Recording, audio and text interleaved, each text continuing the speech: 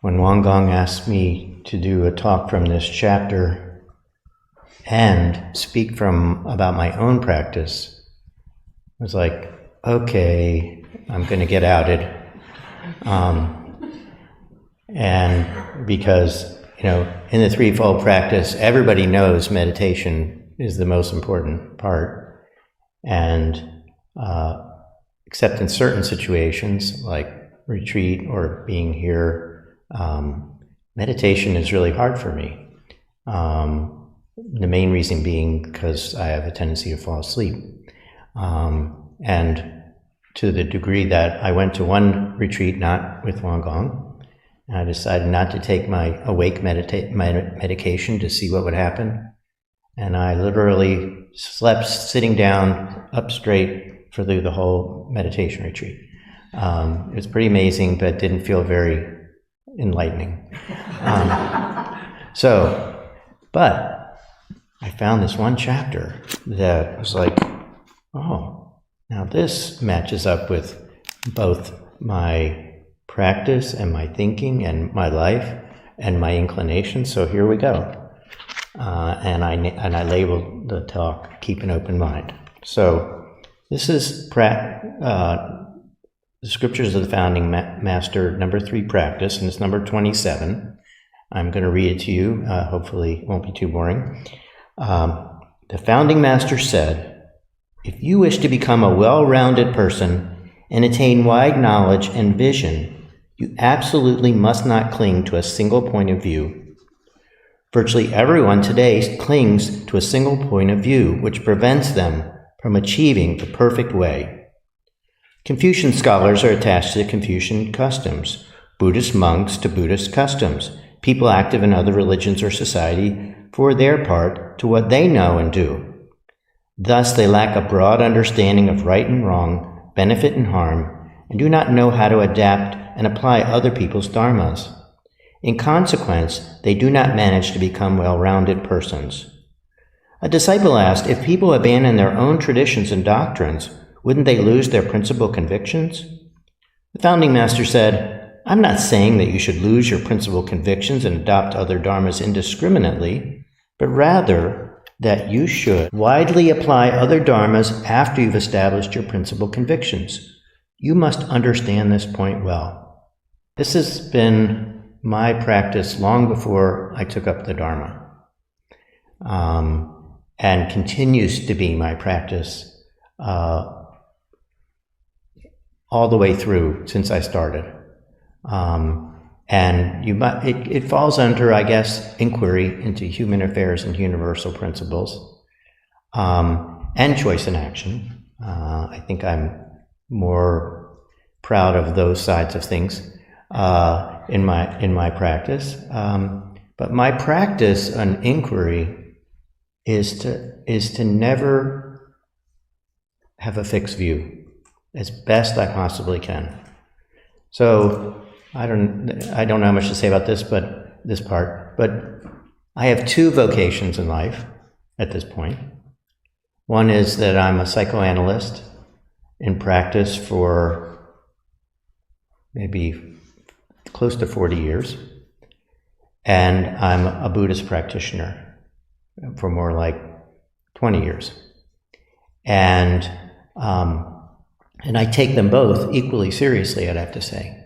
But I have more time with the psychoanalytic part of my practice. And what I do in that, so psychoanalysis has many points of view, and every one of them is right and the other one is wrong.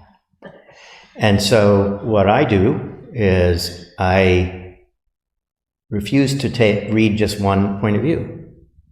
I'm constantly reading different points of view as best I can, and it's not that I know everything, whether it comes to Buddhism or psychoanalysis. It's not about being an authority.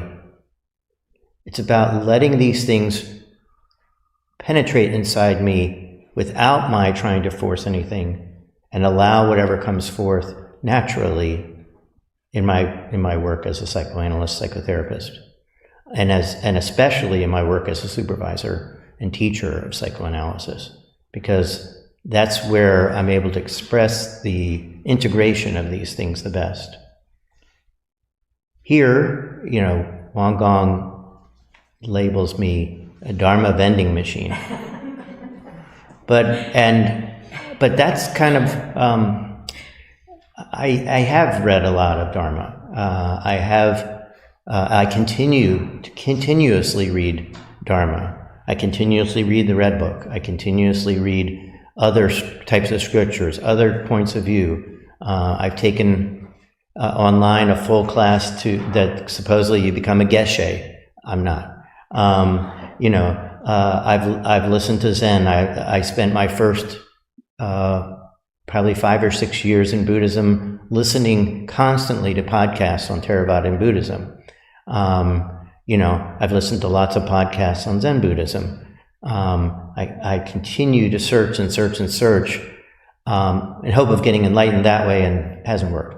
But it keeps me from getting stuck in one point of view, and that's something I'm kind of allergic to in a way, and I have been, in fact, my whole life.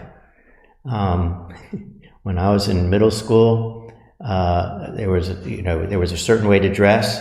I would dress exactly the opposite, and got away with it. Didn't get beaten up all the time, but I just refused to follow the trend, and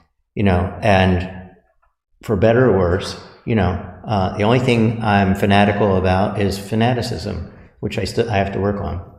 But what the Buddha said, no fixed views.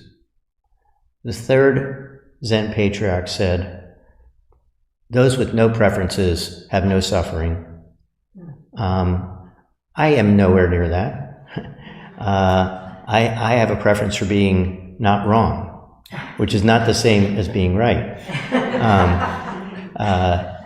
But what I find for my Buddhist practice is not that I know everything, truly, but that when I'm in our retreats and I get a chance to have meetings with individual practitioners, I can somehow intuitively bring that information to those interviews.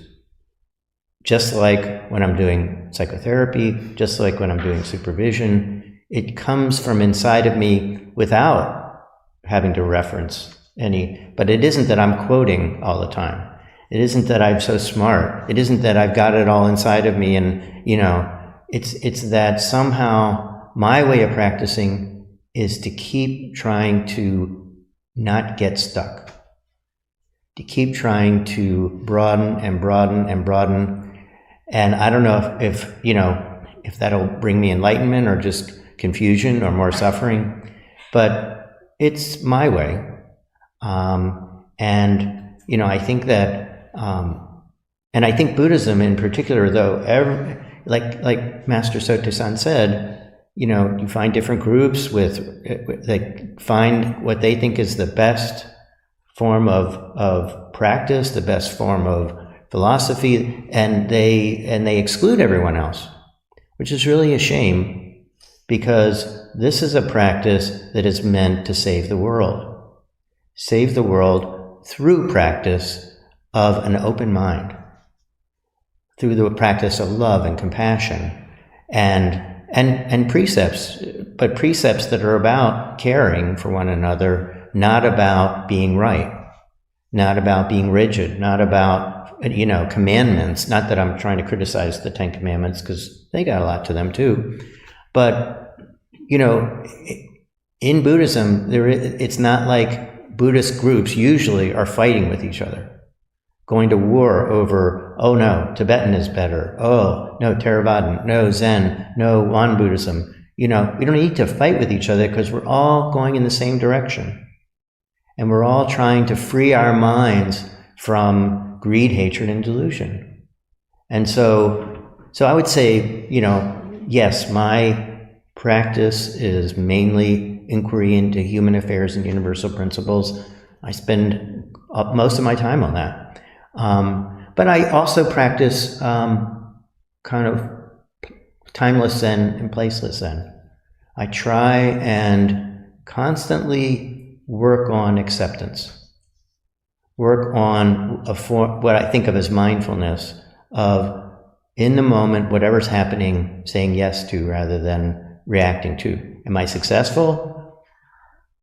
I got a long way to go. But I keep working at it. I'm not giving up. That seems to me that for me, if I could do more mind practice and meditation, I certainly would. I'd love to be able to. I'd love to have that ability, and I certainly am not trying to discourage anybody else from practicing as much as they possibly can. But like Sote-san in this chapter points out over and over and over again, our practice has to be balanced between the threefold practice.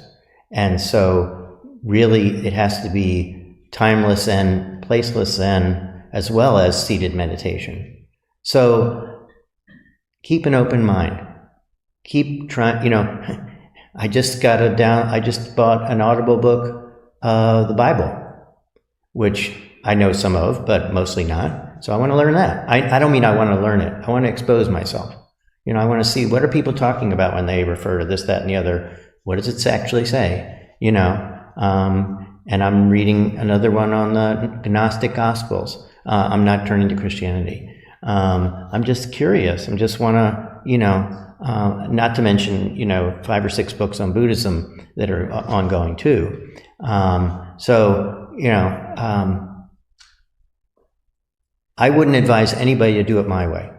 Except me. That's what always worked for me, because I'm too lazy to actually study something strenuously. When I was in college, instead of reading something once and getting it, if I could have, I would have, I think, I'd read each thing 5 times. Not because I was so great and wonderful, but that was the only way to get it all the way, or maybe not all the way even then. So this is this continuous practice of my life, of expansion, of learning, and trying to make it happen naturally if I can, rather than force anything into my head, because I just don't seem to succeed. Maybe I need a little water torture, but,